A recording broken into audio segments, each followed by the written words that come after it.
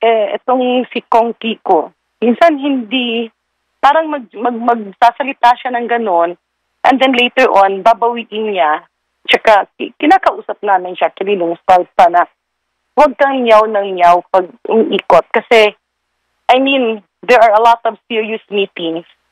Tapos, nagyamyaw siya na nagyamyaw. So, pwede naman yun. Ang sabi naman niya is he's doing it to, catch attention. Meow, meow, meow, meow. Meow, meow, meow, meow, meow. Enzo Recto, kalaban ang katiwalian at kasinungalingan, kakampi sa katotohanan at kabutihan. Mga kabunyog, mainit na usapan na naman sa Kongreso. Banat ng isang kongresista sa batang mambabatas na si Kiko Barzaga, huwag kang miyao ng miyao, kung maaalala po natin. Nag-file ng ethics complaint laban kay Barzaga dahil sa hindi magandang asal na hindi raw nararapat ugaliin ng isang kongresista. At ngayon, pinupunan na rin ang kanyang pag-ugali na tila raw isip bata at malayo sa inaasahan ng publiko sa isang halal na opisyal. Kaya mga kabunyog, heto at panoorin muna natin ang naging balita bago natin pakinggan mismo ang isang kongresista sa kanyang matinding puna laban kay Kiko Barzaga.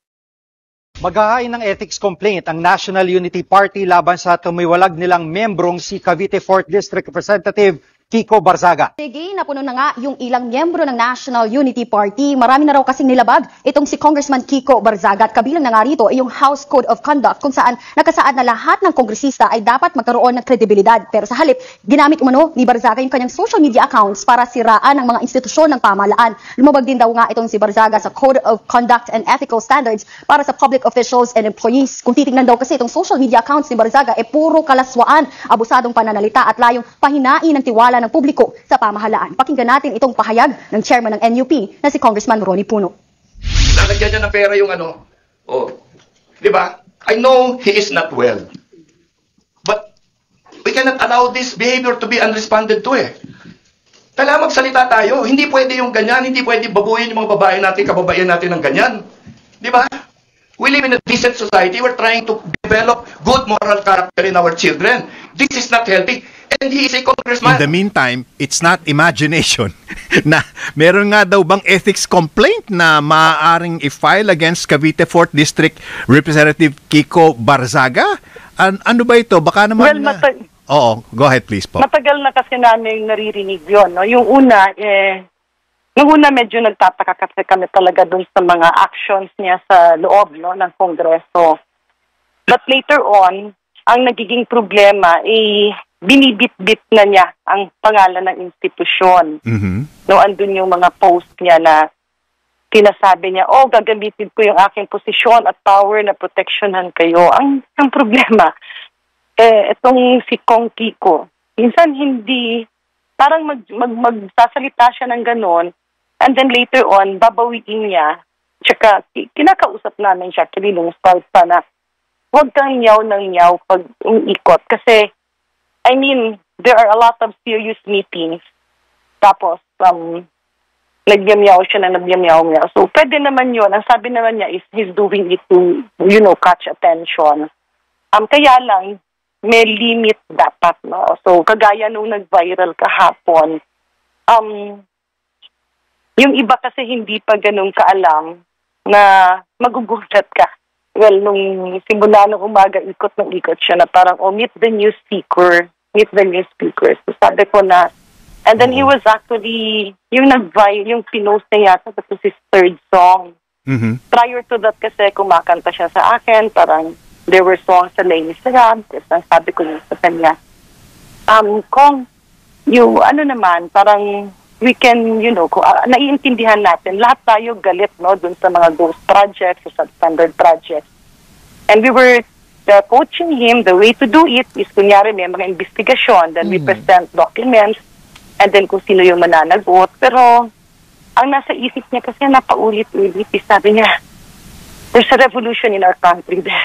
A revolution in our country. So, he was telling him, walang ganon. So, sabi ko sa kanya, tama yun, may protesta tayo, yung mga hinaing natin, lahat ilabas yun. However, there's a proper way to do it. hindi mo pwedeng sabihin na, doon tayo sa labas, magkagulo tayo. Kasi pag magkagulo tayo, sabi ko, that will pull down our country to a poor economic level. And in that aspect, mahirap, no? Kasi yung mga mahihirap, lalong maghihirap. Yung mga middle class, maghihirap. At yung mga taipan lang at talagang mayayaman ang mananatili sa ganong gera. The problem is, he seems to be believing dun sa mga minsan pag, alam mo yon, yung mag-feed ng words sa kanya na, ikaw na pala yung speaker. Okay. And then he believes it immediately. Sabi ko, may proseso yan. Mag-e-election tayo. Kaya, tinabihan ko na siya. And then, meron kasi siyang bagong book na nabili. Sabi ko, ang mahal naman yan kasi 10,000. But then he was explaining to me, kasi ano siya, parang nilagyan ng pangalan niya na Kong Miao. Oo. So parang, sabi niya kasi yung cover page. So, akala nga namin, alam mo yun, parang he was, hindi mo, parang ako bilang isang nanay, bilang isang doktor, medyo minsan naaawa ako, no? Naawa ako in the sense na minsan, alam mo yun, parang may iba siguro na parang manggagatong sa kanya. Pero may times naman na okay naman siya, pero paiba-iba. Like, he keeps on repeating, bakit walang birthday celebration na bongga ang presidente? Sabi ko, kung wala naman talagang planong ganon, kasi nag-post yata siya na na-cancel daw. Oo. Sabi niya, hindi, di ba, natakot sila kasi grabe na ang pressure, grabe na ang rally. The president is now being pressured. Sabi ko, walang ganon. The president is bent on initiating reforms and we are all here to help him. No, kung ano yung nalalaman, ano yung pwede natin i-extract na information, or kung meron man tayong kasamahan na damay, hindi siya pagtatakpan. And we were explaining, pero talon kasi siya ng talon. Alam mo, he was jumping on his seat and he was saying na, lapit na, I'll be speaker soon. So, we don't want to prick his bubble. Kasi baka mamaya mag-breakdown, alam mo yung gano'n. Pero, he's very excited. Sabi niya, hindi pala ako ngayon makakaupong speaker. Sabi niya, malamang next week.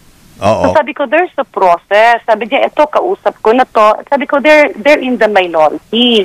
So the people in the majority will vote for you. So sabi ko, so anong inyong advocacy talaga? Para ang advocacy niya is to scrap down all political parties.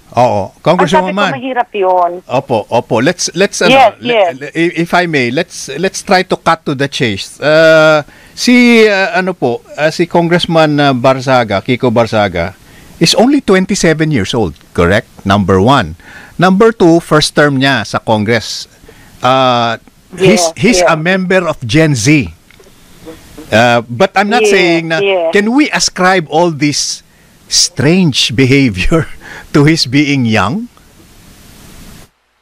I don't think so, because ever since we hear it from his parents na nagkakaroon sila ng mga problema, no? He was having problems before, so we hear it from his parents. Kaya lang, first time namin na talagang nakakahalubilo siya.